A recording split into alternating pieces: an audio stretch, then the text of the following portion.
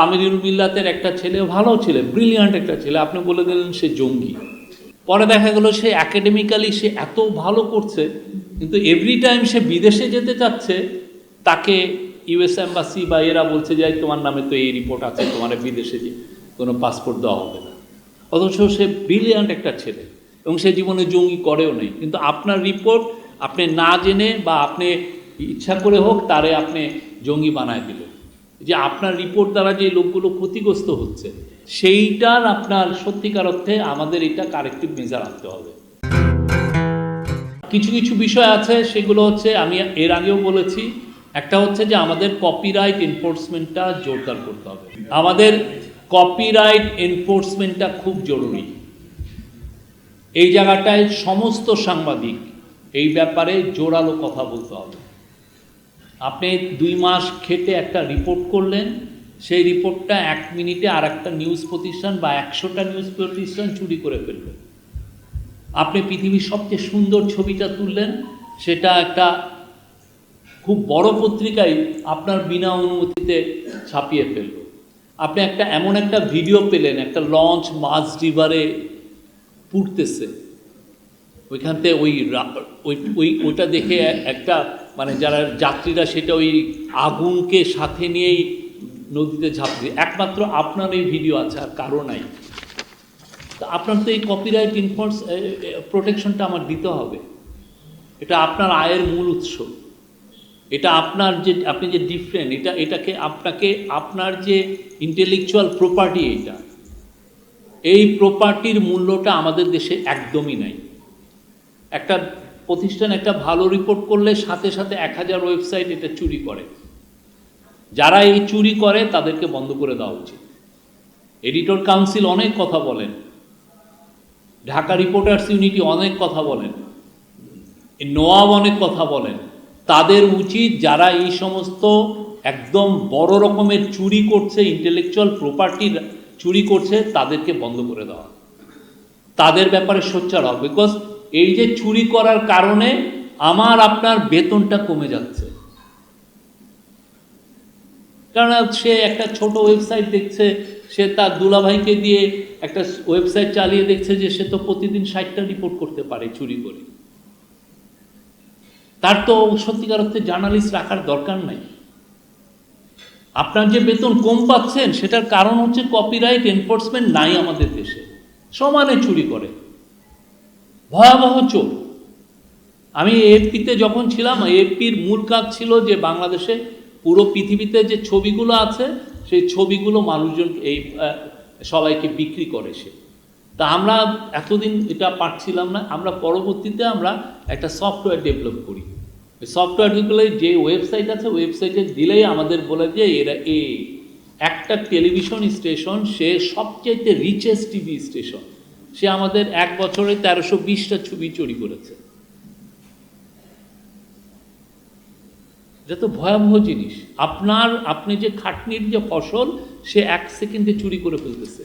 আপনি একটা রিপোর্ট পেলেন, আপনাকে একজন কানে কানে এসে বলছে যে জানেন এই মিনিস্টার কিন্তু রিজাইন করছে, আমি তোমাকে কনফার্ম করছি। এটা কেউ পায় নাই, এখানে এমন কেউ পায় নাই। এটা সাচ এ বিগ রিপোর্ট। ওই দিন কেন, পুরো 1 মাসের মধ্যে এটা হচ্ছে বড় রিপোর্ট। আপনি দিলেন রাইট নাও, সাথে সাথে সবাই চুরি করে ফেলবে। ভয়াবহ জিনিস। আপনার এই যে জার্নালিজমের এত খাটনি, আপনি এই যে একটা লোকের পিছনে 15 বছর দিছেন, তার সাথে ট্রাস্ট বিল্ডিংয়ের বিষয়, তার সাথে আপনার সোর্স মানে সম্পর্ক তৈরির জন্য আপনার খাটনির ফসল 1 সেকেন্ডে সে নিয়ে যাচ্ছে। এবং এই বিষয়ে এডিটর্স কাউন্সিল, নোয়াব, ডিআরইউ, বিএফইউ যে সবার সোচ্চার হওয়া উচিত। যা আপনারা সোচ্চার না হওয়া মানে হচ্ছে এই লোকগুলোকে আপনারা অপরজন। সত্যিকার অর্থে জার্নালিজম এই চিপ কাজ না। জার্নালিজম করতে হলে পয়সা খরচ করতে হবে। আপনার পয়সা নাই, গো ফাক অফ, জার্নালিজম করে না, বেতন দিতে হবে ভালো। জার্নালিস্ট এত না তো। আপনি বছরের পর বছর বড় বড় টিভি স্টেশন বিদেশে মফস্বল শহর, ও যার কথা বললো কুড়িগ্রামে 15,000 টাকা তো অনেক বেশি। কেউ 2,000 টাকাও পান না বেতন। অথচ তাকে আমি বছরের পর বছর তাকে আমি এক্সপ্লয়েট করতেছি। আমি এখানে আবার সুশীল সমাজের আমি একটা বড় মেম্বার, আমি তাকে এক্সপ্লয়েট করছি, আবার আমি এখানে সুশীল। সাংবাদিকের ব্লাড এত চিপ তো না, সাংবাদিকের ব্লাড কি চিপ নাকি? আপনি তাকে খাটাবেন বিকজ তার একটা প্যাশন আছে, সে প্যাশনকে ফলো করে সে আসছে এই জার্নালিজমে, অথচ আপনি তাকে বেতন দিচ্ছেন না, তার কপিরাইট, আপনি ইন্টেলেকচুয়াল প্রপার্টি আপনি চুরি করে ফেলছেন। এই জিনিসগুলো আমাদের সত্যিকার অর্থে যারা জার্নালিজম নিয়ে কাজ করেন এটা নিয়ে আমাদের সত্যিকার অর্থে চিপ কোনো ওয়েবসাইট থাকবে না। যে একজন সাংবাদিক রাখবে সে ভালো টাকা দিয়ে রাখবে। এবং উনি যেটা বললেন আমি ওনার সাথে একমত, আমাদের বেসিক মিনিমাম পেজ, উপরে কে কত পায় সেটা আমরা দেখব না, সেটা যদি ওয়েজ বোর্ড থাকে আলহামদুলিল্লাহ, ওয়েজ বোর্ড যদি নাও থাকে, গার্মেন্ট সেক্টরের ভাই বোনরা তারা আমাদের চেয়ে অত বেশি শিক্ষিত না, তারা যদি বেসিক মিনিমাম ওয়েজের জন্য এত বড় ফাইট করতে পারে, আপনারা পারেন না কেন? এই জায়গাটায় তো কোনো ধরনের কম্প্রোমাইজ করা উচিত না। আমাদের উচিত একটা বেসিক ফ্লোর ধরে রাখা। আপনি যদি সংবাদপত্র চান, আপনি যদি ওয়েবসাইট চালান, ঢাকাচুরি.com চালান, সেখানেও আপনার ভালো সাংবাদিক লাগতে হবে এবং আপনার মিনিমাম ওয়েজ দিতে হবে। এই জায়গাটা ছাড়া আমি এই যে চুরির যে একটা বড় ইকোসিস্টেম হয়েছে, এটা ইমপ্লিকেট করতেছে সোশ্যাল মিডিয়াতে। আর এই চুরি যারা করে তাদের যেহেতু জার্নালিজমের ইথিকের ব্যাপারে কোনো ধারণা নাই, ফলে হচ্ছে কি ফেক নিউজের একটা বড় একটা ফ্লারিশিং ইন্ডাস্ট্রি তৈরি হয়ে যাচ্ছে। কেননা ও যে একজন চুরি করে একটা ভুল নিউজ দিচ্ছে, আরেকজন ওই ভুল নিউজটাই আবার রিপ্লিকেট করতেছে। তো এই জায়গাটাও আমাদের দেখতে হবে। আরেকটা হচ্ছে যে আমাদের যারা আমি এটা নিয়ে আগেও বলেছি, আমাদের যারা ক্ষতিগ্রস্ত হচ্ছে, আমি একটা ভুল নিউজ করে ফেললাম একজনের বিষয়ে, আমি বললাম উনি 120 কোটি টাকা চুরি করেছেন, তাকে আমি সারা জীবনের জন্য আমি কাঠগড়ায় দাঁড় করায় ফেললাম, কিন্তু দেখা গেল যে নিউজটা ভুল।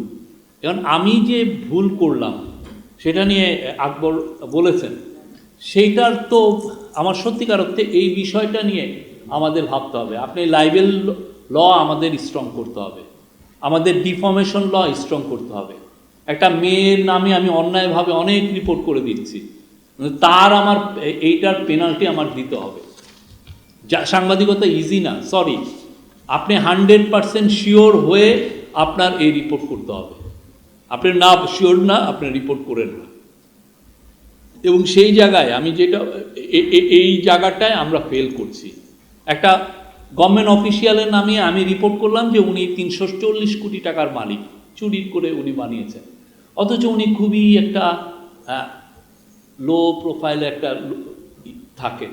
কারণ এই যে 340, এই রিপোর্টটা তো চলে যায় না, সারাটা জীবন থাকে, তার নাতি নাতনিরা পর্যন্ত। ইন্টারনেটের তো শেলফ লাইফ ইটারনাল। যখনই দিবে যে শফিকুল আলম প্রেস সেক্রেটারি 340 কোটি টাকার মালিক, এটা সারা জীবন দেখবে, আমার নাতি দেখবে, আমার পুতি দেখবে। তো এইটা তো ভুল নিউজ ছিল, এইটার কারেক্টিভ মেজারটা কি?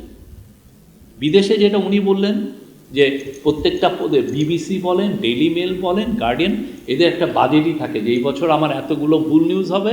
আমি গত বছর বোধহয় ডেইলি মেলের বাজেট ছিল 25 মিলিয়ন পাউন্ড, যে আমার ভুল নিউজ হবে, এটার আমি ড্যামেজ দিব।